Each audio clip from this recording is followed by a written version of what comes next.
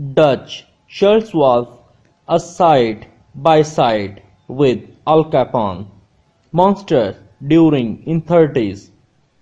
Schultz was a millionaire and known murderer. Basically, he was kingpin. Well, believe it or not, I come to find out while my parents were dating, they were living in a house that Dutch Schultz owned, where he tortured and killed people in his shed in the backyard. The shed is still there. My parents were informed about the history of the property before they landed a deal on it. They were fresh out of college. They used to tell about it when I asked.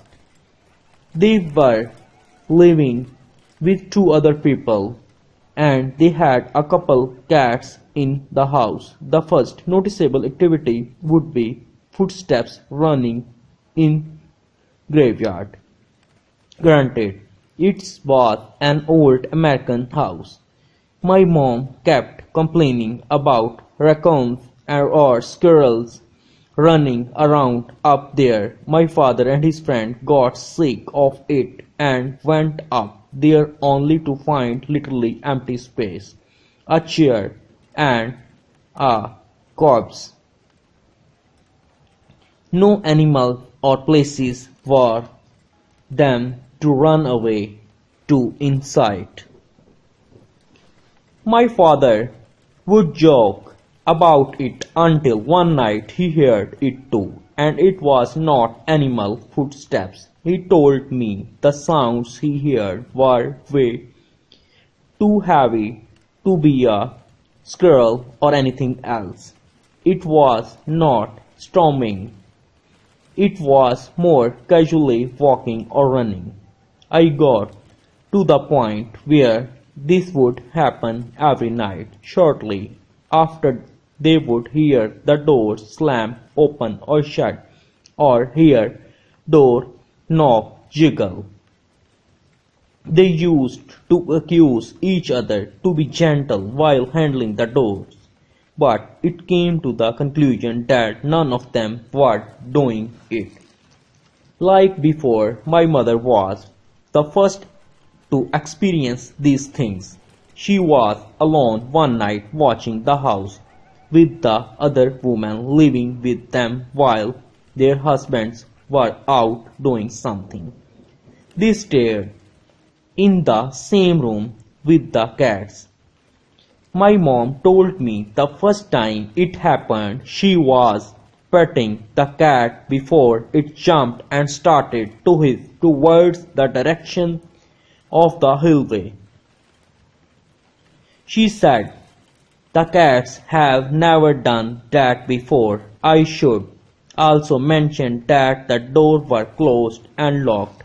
Sure enough, the door unlocked itself slowly, and the knob turned and the door crept open only a dozen inches straight like that. And as my mom got up to move, realizing what was happening, the door slammed on her. The footsteps in the roof would walk away and the cat would calm down. This would happen often. The house also had a pool.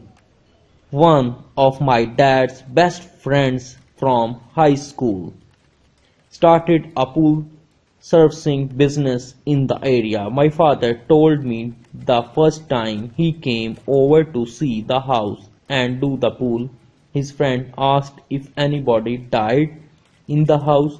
My dad told him no, and after his friend got to working in the pool, I was told he would come by regularly.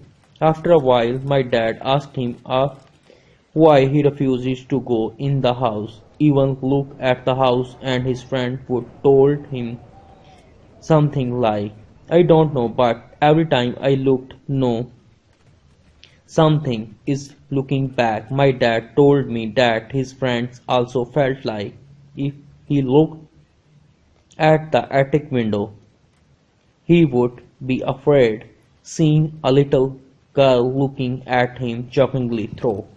At this point it was clear what was happening. Things were not as unexplainable anymore.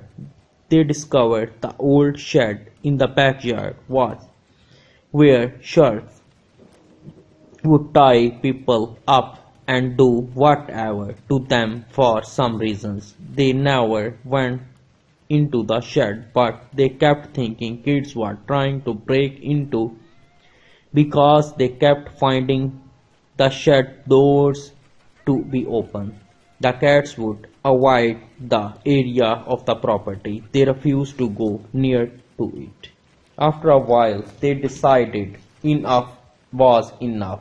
I was told it started to get a little intense, and they also felt like through the corner of their eye they would see something running past them.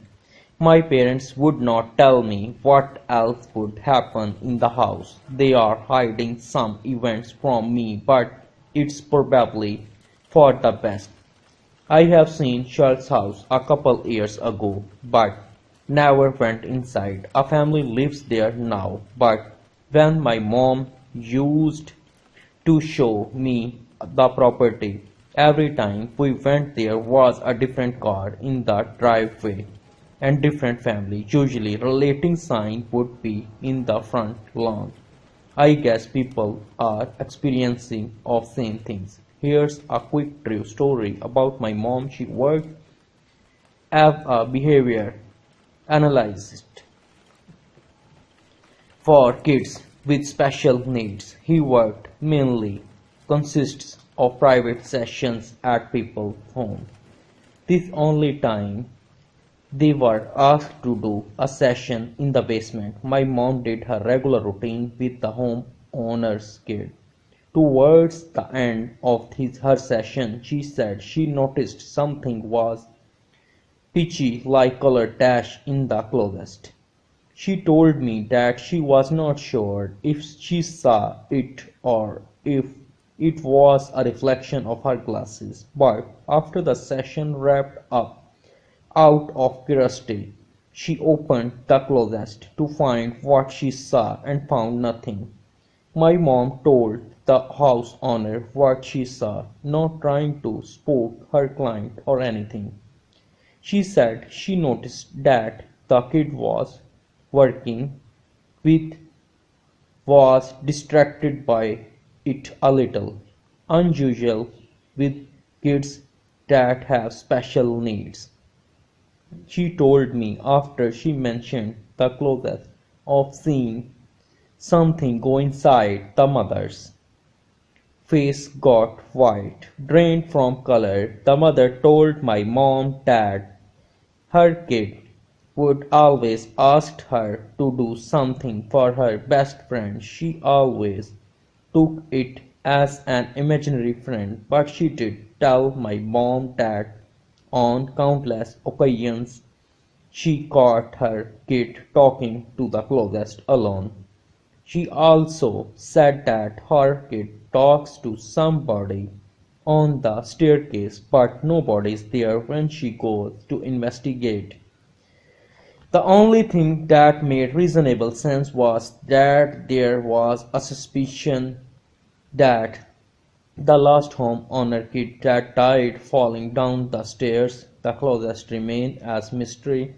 My mom still works with the same client, but I have been told they sold the house and moved into a closer on recently. She has not spoke about it for years. Maybe I will mention it again. I have also experiences and I am totally afraid of that style of stories.